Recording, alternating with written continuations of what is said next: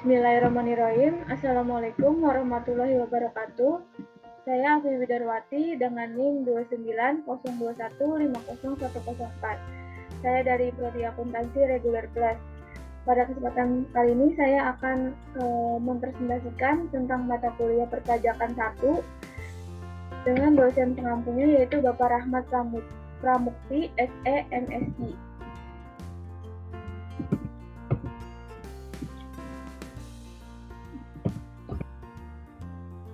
Yang pertama, apa sih itu pajak?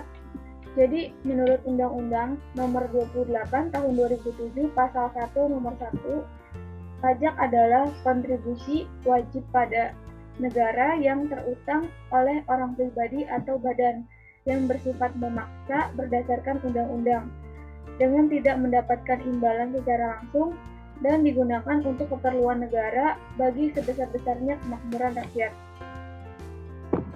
Nah, dari pengertian di atas ini dapat disimpulkan pajak itu merupakan kontribusi yang harus dilaksanakan wajib pajak. Namun, siapa aja sih wajib pajaknya? Menurut pasal 1 angka 2 UU KUP menjelaskan bahwa wajib pajak adalah orang pribadi atau badan, meliputi membayar pajak, pemotong pajak, dan pemungut pajak yang mempunyai hak dan kewajiban perpajakan sesuai dengan ketentuan peraturan perundang-undangan perpajakan. Adapun di sini beberapa fungsi pajak ya bagi masyarakat Indonesia. Yang pertama ada fungsi anggaran atau budgeter, yang berarti yaitu sebagai sumber dana bagi pemerintah untuk membiayai pengeluaran-pengeluarannya. Yang kedua ada fungsi mengatur reguleren, yang artinya sebagai alat pengatur atau melaksanakan pemerintah dalam bidang sosial ekonomi. Yang ketiga yaitu ada fungsi stabilitas. Pajak sebagai penerimaan negara dapat digunakan untuk menjalankan kebijakan-kebijakan pemerintah. Fungsi yang keempat yaitu redistribusi pendapatan. Penerimaan negara dari pajak digunakan untuk membiayai pengeluaran umum dan pembangunan nasional sehingga dapat membuka kesempatan kerja dengan tujuan untuk meningkatkan pendapatan masyarakat. Selanjutnya ada beberapa ciri-ciri pajak. Yang pertama yaitu 1. Pajak merupakan kontribusi wajib warga negara, yang artinya setiap orang memiliki kewajiban untuk membayar pajak. Namun, hal ini hanya berlaku untuk warga negara yang sudah memenuhi syarat subjektif dan syarat objektif, yaitu warga negara yang memiliki penghasilan melebihi penghasilan tidak kena pajak atau PTKP. Yang kedua, pajak bersifat memaksa untuk setiap warga negaranya. Jadi, jika seseorang sudah memenuhi syarat subjektif dan objektif, maka wajib untuk membayar pajak. Dalam Undang-Undang Pajak sudah dijelasin, jika seseorang dengan sengaja tidak membayar pajak yang seharusnya dibayarkan, maka ada ancaman sanksi administratif maupun hukuman secara pidana.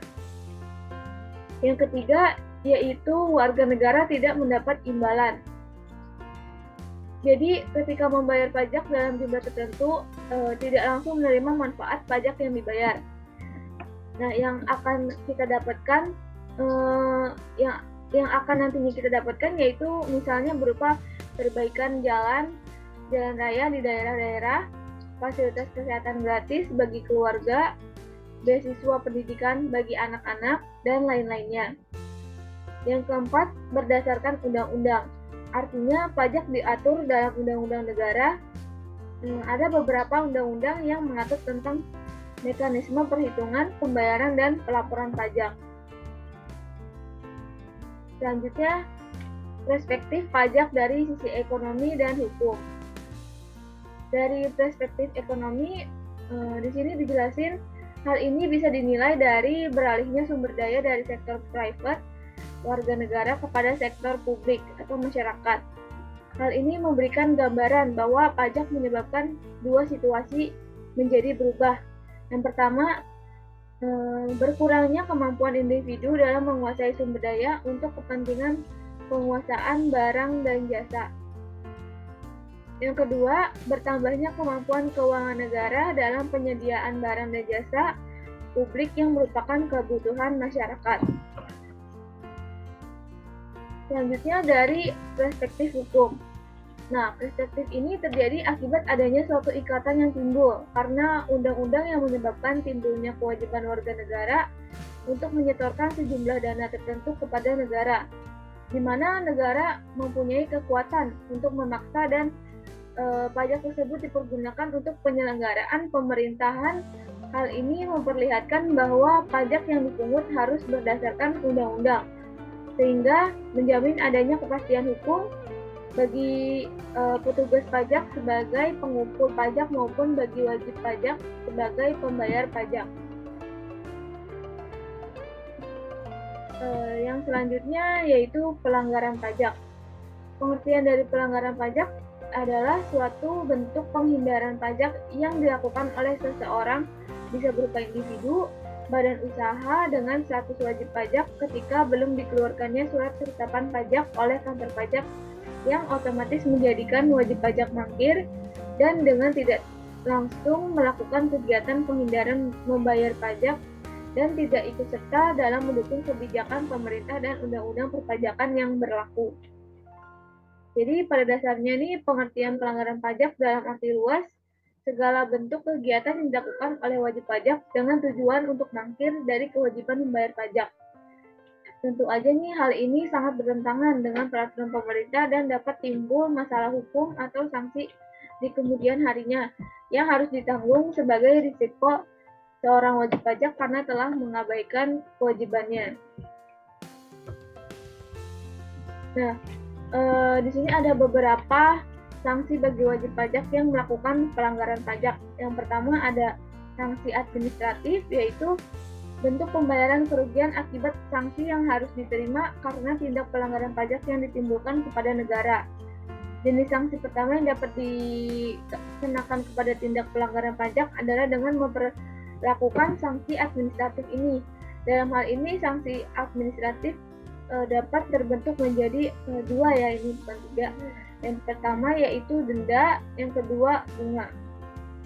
Sanksi yang selanjutnya yaitu sanksi pidana akan diterapkan bagi wajib pajak yang sengaja atau tidak karena melakukan tindak pelanggaran atau tindak kejahatan dalam kewajibannya membayar pajak yang dapat menimbulkan kerugian bagi negara.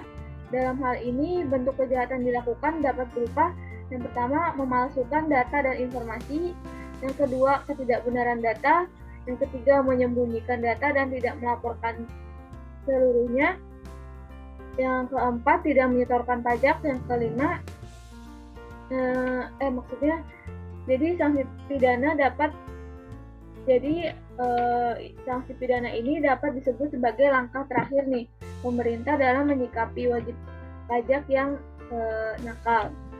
Bentuk sanksi ini tindak pelanggaran pajak yang selanjutnya adalah dengan memberikan sanksi pidana yang dalam hal ini dapat berupa denda pidana, pidana kurungan, dan pidana penjara. Nah, gimana sih nih pandangan kita atau pandangan saudara tentang pajak ke depannya? Dari sebuah artikel yang saya baca, di sini dijelaskan nih, seperti halnya negara demokrasi yang menyebutkan bahwa pemerintahan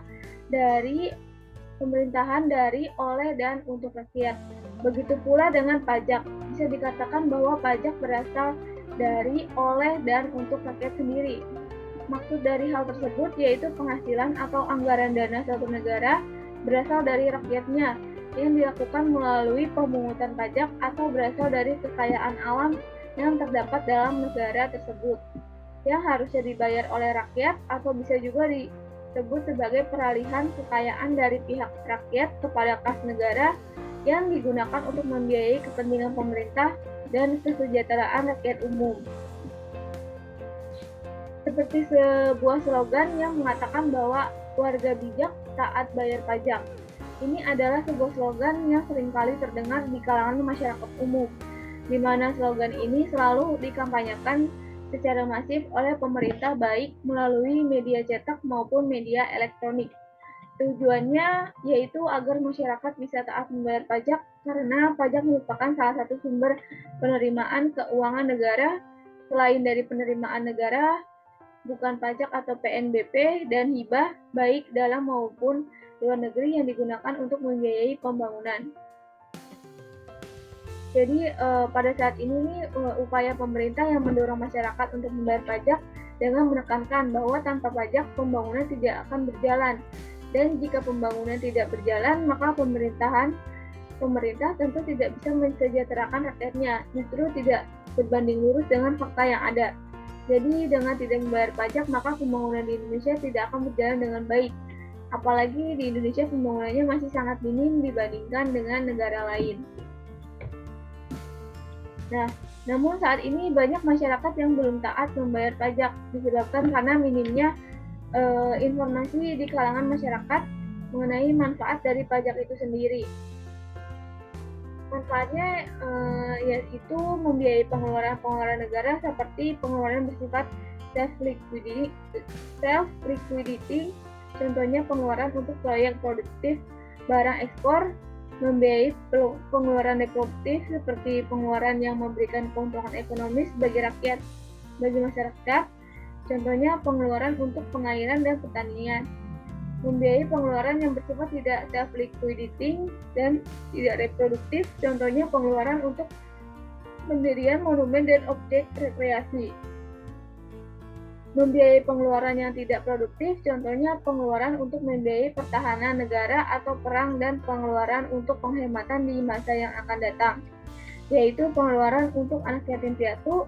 Jadi dengan taat membayar pajak, manfaat yang bisa masyarakat terima yaitu beberapa nih fasilitas umum dan infrastruktur seperti jalan raya, jembatan, sekolah, rumah sakit, pertahanan, keamanan seperti bangunan, senjata, perumahan hingga gaji karyawan, subsidi pangan dan bahan bakar minyak, pelestarian lingkungan hidup dan budaya, dana pemilu, pengembangan alat transportasi, NASA, dan lain-lainnya.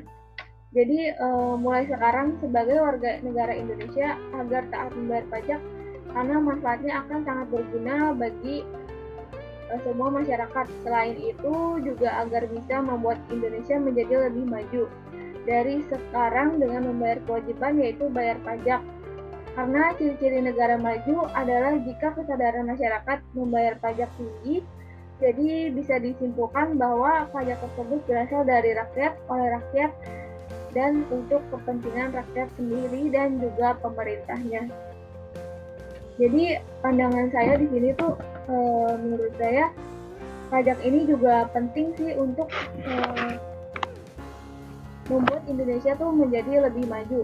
Tapi ada satu sisi sih kalau misalkan dari pemerintahnya aja pun udah korupsi, tapi korupsi di bagian pajak. Jadi gimana kita mau bayar pajak itu kalau misalkan masyarakat itu nggak percaya gitu, pajaknya itu bakal dipakai untuk membuat fasilitas umum ataupun bangunan, sekolah, rumah sakit gitu. Jadi di sini kita tetap sih harus bayar pajak karena untuk mendukung Indonesia menjadi lebih maju. Untuk masalah kayak korupsi di bagian pajak ini itu akan ditangani oleh pihak berwajib seperti sudah kasus-kasus yang sedang ditangani ini. Jadi tetap aja sih kita sebagai warga negara harus wajib pajak untuk wajib membayar pajak untuk menjadikan Indonesia lebih maju. Terus juga membantu adanya beberapa subsidi kayak BBM, terus subsidi perumahan juga itu kan kita perlu ya untuk kita sendiri sih nantinya gitu. Baik, terima kasih.